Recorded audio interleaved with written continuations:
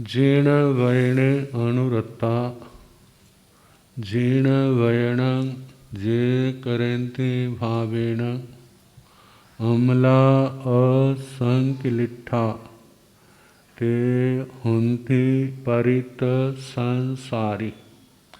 बोलिए भगवान महावीर पावन चरित गुरुदेव जी। बंदो मन वच काय, भव सागर को तरण में करो हमारी सहाय। जिन शासन जिन वाणी सदा जयवंतु, श्रवण संग सदा अविचल मंगल हो।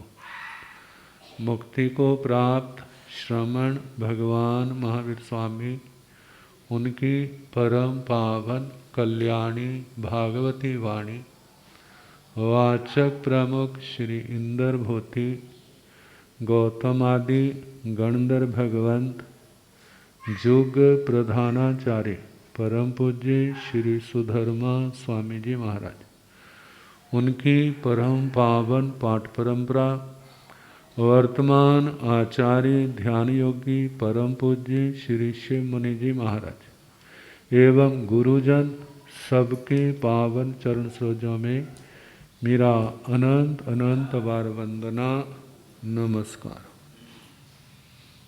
उपस्थित धर्म प्रेमी सज्जनों, माताओं तथा बहनों, 9 तत्वों में आश्रव और संबर का वर्णन चल रहा है। आश्रव कर्म आने का रास्ता है, संबर उस मार्ग को बंद करना। कमरा तभी साफ होगा जब कमरे के अंदर कूड़ा आए ना,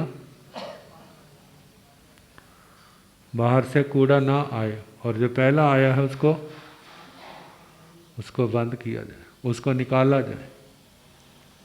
ऐसे ही आश्रव से जो कर्म आत्मा में आते हैं, आत्मा मैली होती है, संबर के द्वारा उनके आने को रोकना, और जो आए हुए हैं उनको बाहर निकालना, फिर ही तो आत्मा की सफाई होगी। आत्मा तो परमात्मा का रूप है। ये हमारी किसी की भी आत्मा ऐसे नहीं है, इसके अंदर बहुत कुछ, लेकिन अमृत कुंड को जहर का कुंड बनाया हुआ। अमृत कहाँ तो अनंत करुणा, सत्य के प्रति निष्ठा, अनंत आनंद शांति जहाँ है, वहाँ पर क्या पड़ा पड़ा है? अनंत जहर विषयों का, कषायों का, विकारों का। स्वयं भी दुखी है और दूसरे भी दुखी हैं।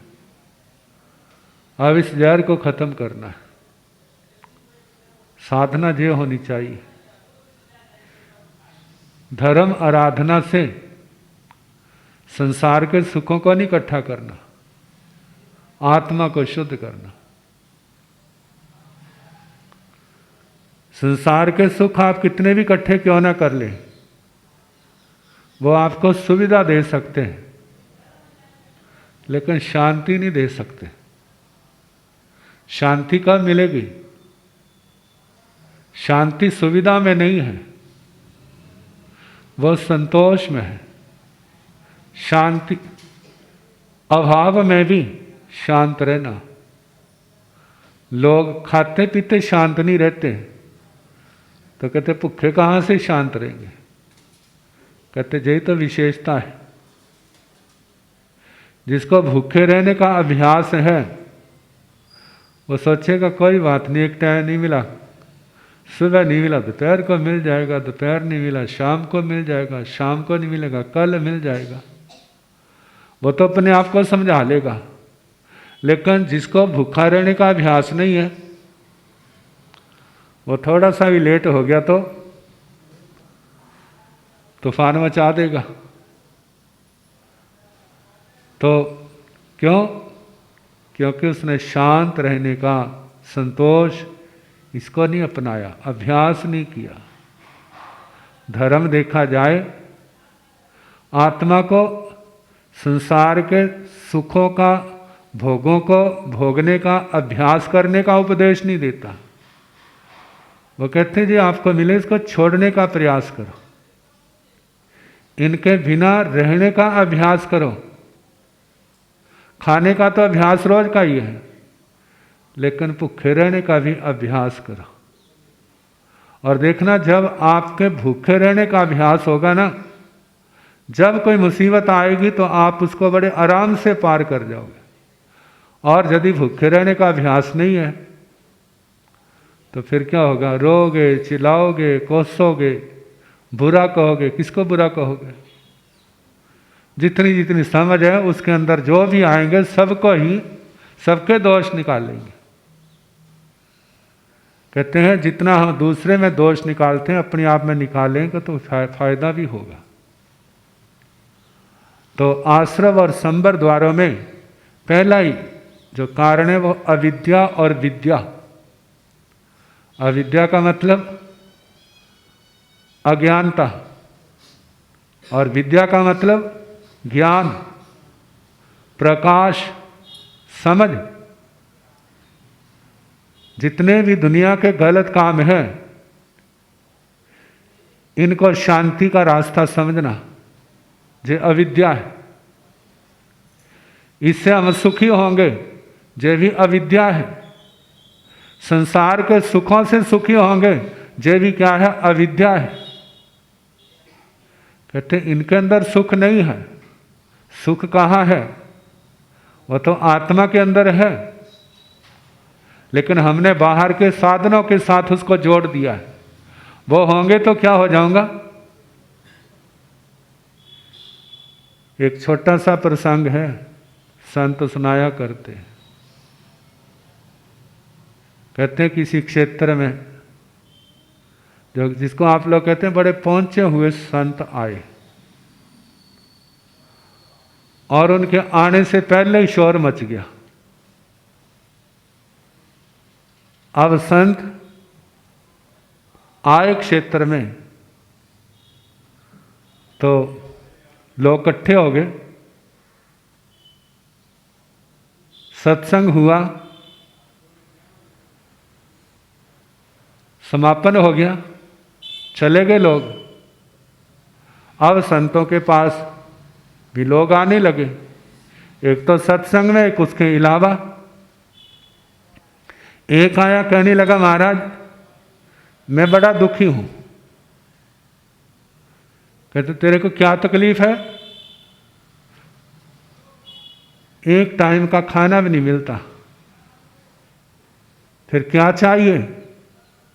कहते मैं देखता हूं कितने लोग सुखी हैं, जिनके अपने बंगले हैं, अपनी दुकानें हैं, अपने शोरूम हैं, अपनी जमीन जायदादें हैं, कितना कुछ है। महाराज मेरे पर भी कृपा करो, आप तो संत हो, बड़े करुणाशील हो, दया के सागर हो। जानते हैं जब बिना कारण से कहीं प्रशंसा हो रही हो ना, तो समझना जरूर कोई ना कोई गड़बड़ है। कहते प्रशंसा वाला कोई काम तो हुआ नहीं, तो प्रशंसा क्यों कर रहे? जब बहुत हो गया, कहते तू चाहता क्या? कहते आशीर्वाद। क्या आशीर्वाद? बस मैं भी धनवान बन जाऊं। कहते फिर क्या होगा? कहते फिर देख लेना आपने, मैं सुखी हो जाऊंगा। कहते जिनके पास धन है उनको देख ले जाके पहले। कहते ना महाराज मेरे को, कहते टरकाना, ऐसे ना भगाओ। कहते अच्छा भाई जा, तथास्तु। चला गया। अब दूसरा आया, महाराज मैं बड़ा दुखी हूँ। कह तू चंगा वाला तो है? कह रहे चंगा वाला तो हूँ, लेकिन अभी तक 25 क्रॉस कर गया, शादी नहीं हो रही। मेरे कितने साथी हैं वो बाल बच्चों वाले हो गए।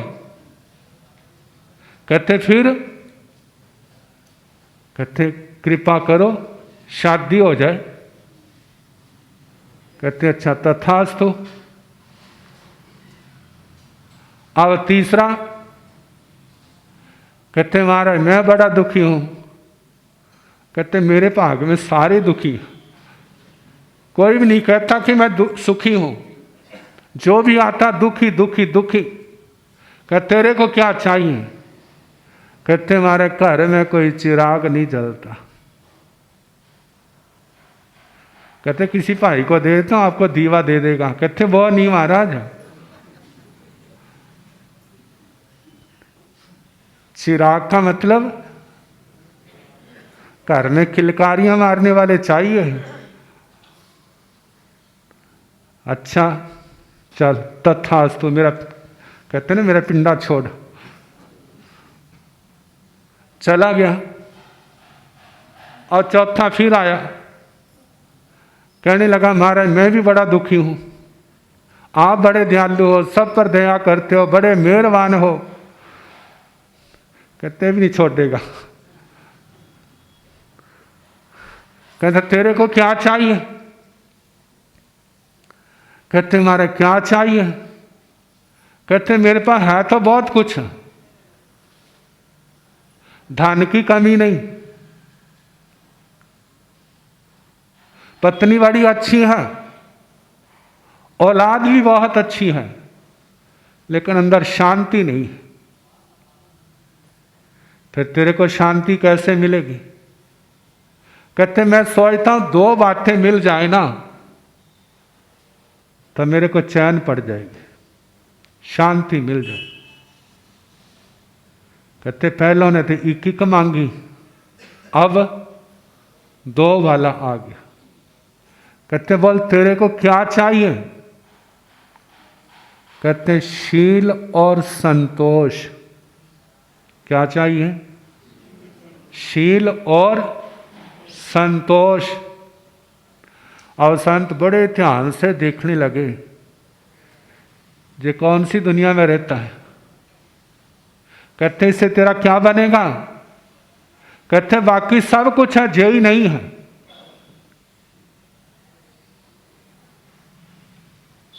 जब उसने बड़ा आग्रह किया महाराज आपकी बड़ी कृपा होगी, और संतों ने कहा तथास्तु, हो गया काम। जितने दुनिया के लोग हैं ना, चारों किस्मों के,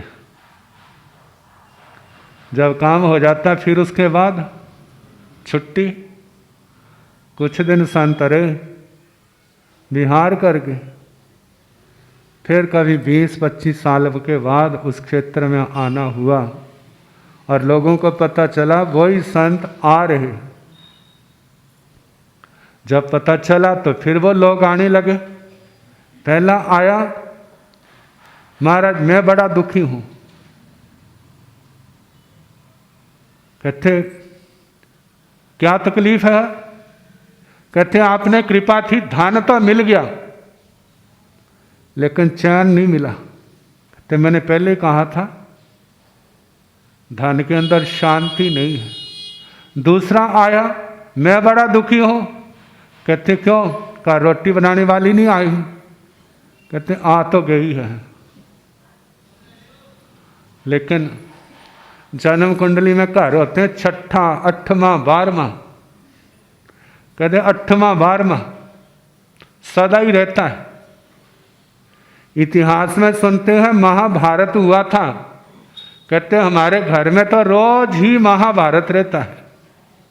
मैं सोचता हूं जब शादी नहीं हुई तो मैं बड़ा सुखी था, और शादी के बाद मेरा घर नरक बन गया। कहते क्यों? कहते वो मेरे को कहती है, मैं उसका कहना क्यों मानूं? क्योंकि मैं आदमी हूं, उसको मानना चाहिए। कहते मेरा वो नहीं कहना मानती और मैं उसका कहना नहीं मानता। अब संतों ने कहा भाई कहना मानने से कुछ छोटा नहीं हो जाता, जिसको तू लेके आया है तू नहीं मानेगा तो कौन मानेगा। वो अपनी बात तेरे को नहीं कहेगी तो किसको कहेगी। थोड़ा दिमाग से काम किया करो। समझ आया, भेज दिया। अब तीसरा आया, कहते महाराज हम बड़े दुखी। कहते क्यों तुम्हारे घर चिराग नहीं जले। कहते चिराग तो जले। कहते फिर क्या हो गया। कहते महाराज क्या होना, बच्चे जन्मे पाले पलोसे पढ़ाया लिखाया योग्य बनाया, लड़कियां चली गई ससुराल और बेटे बाहर चले गए, और आखिर में बाबा दादी घर आते हैं तो मेहमान बन के आते हैं, 2 दिन रहे 4 दिन रहे फिर चले गए। कहते हमारी क्या स्थिति है, इतना कुछ किया हमारे बल्ले क्या पड़ा, क्या पड़ा भला।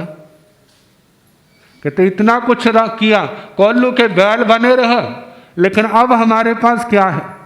वो हमें बुलाते हैं, हमारा वहां मन नहीं लगता, और उनका जहां पर मन नहीं लगता। बस सपना देखा और कुछ भी हाथ नहीं आया। अब चौथा आया, कहने लगा महाराज आपकी बड़ी कृपा हुई, जब से आपने आशीर्वाद दिया है मेरी तो दुनिया बदल गई, और तो मरने के बाद स्वर्गों में जाते मैं जीते जी स्वर्गों में हूं, आपने बड़ी कृपा की। कहते कृपा तो मैंने उन 3 पर भी की थी, लेकिन वो भगवान सारे दुखी हैं, लेकिन तू सुखी रहा तो देखा जाए तो आत्मा को सुखी बनाने वाले कौन है। आत्मा को सुखी बनाने वाले पहले 3 है या चौथा है। कहते हैं ना सुत दारा और लक्ष्मी पापी के भी होए, संत समागम हरि कथा तुलसी दुर्लभ दोय। सुत संतान, दारा पत्नी, लक्ष्मी धन दौलत, ये तो पापियों के भी है, गलत काम करने वालों के, लेकिन संतों का समागम, भगवान की कथा ये दुर्लभ है, जो क्या है शांति का कारण। तो कहा अविद्या, तीनों में सुख मानना वो क्या है अविद्या, और चौथे में दुख मानना वो भी क्या है अविद्या। तीनों में दुख मानना और चौथे में सुख मानना, तीनों दुख का कारण है और चौथा सुख शांति का कारण है। ऐसी धारणा दिमाग में बिठानी और तीनों से पीछा छुड़ाना और चौथे के पीछे लगना। आखिर शांति का तो रास्ता यही है। जो तीनों के चक्कर में पड़े हैं, शांति तो बहुत होगी। कोई पूछे भाई ठीक हो तो यही उत्तर देगा हमारे रहने दो, जैसे ठीक है बस। हाँ आप कृपा कर सकते तो कर दो। कौन सी कृपा, कि हम ठीक हो जाएं, तो इसका मतलब आप ठीक नहीं हो। ठीक कैसे होंगे, जब आत्मा के अंदर शील आएगा, सदाचार आएगा, हमारी नजरें पवित्र होंगी, हमारी इंद्रियां पवित्र होंगी, हमारी आत्मा पवित्र होगी, हमारा मन पवित्र होगा। ये तभी पवित्र होंगे यदि सदाचार होगा, यदि हमारे जीवन में धर्म शिक्षाएं होंगी, पाप से निवृत्त होंगे, पाप का त्याग करेंगे, धर्म अपनाएंगे, तभी पवित्र होंगे, अन्यथा नहीं। अब पाप से प्रवृत्ति कब हटेगी, जब हमारे जीवन में हमारी आत्मा में संतोष आएगा। जब संतोष आएगा ना कि भाई अब और नहीं चाहिए, इतना ही बहुत है, जो कुछ मिला है जो भी ज़्यादा है, और नहीं चाहिए। आपने देना है तो किसी और को दे दो जिसको जरूरत है, लेकिन मेरे को जरूरत नहीं है। जितनी जरूरत है मेरे पास बहुत है। जब जे आएंगे, जे शांति के रास्ते हैं, जे आत्मा के बुद्धि के पर्दों को खोलते हैं, कौन? कितने लोग कहते हैं ना, मारे कृपा करो, हमारा दिमाग अच्छा हो, हमारे बच्चे पढ़ने लिखने वाले हों। कहते हैं ये मंत्र है। कौन सा? शील का और संतोष का। जिनके जीवन में आया वो तो आगे से आगे बढ़ते जाएंगे, और जिन्होंने इनको निकाल दिया वो धंसते धंसते कहते रसातल दुर्गतियों के मेहमान बनेंगे। आत्मा सदगति का भागी बने, इसलिए आत्मा को सदा ध्यान रखना चाहिए। तो आश्रम संबर आगे और क्या है, आगे फिर जैसे समय होगा सुनाने का प्रयास करें।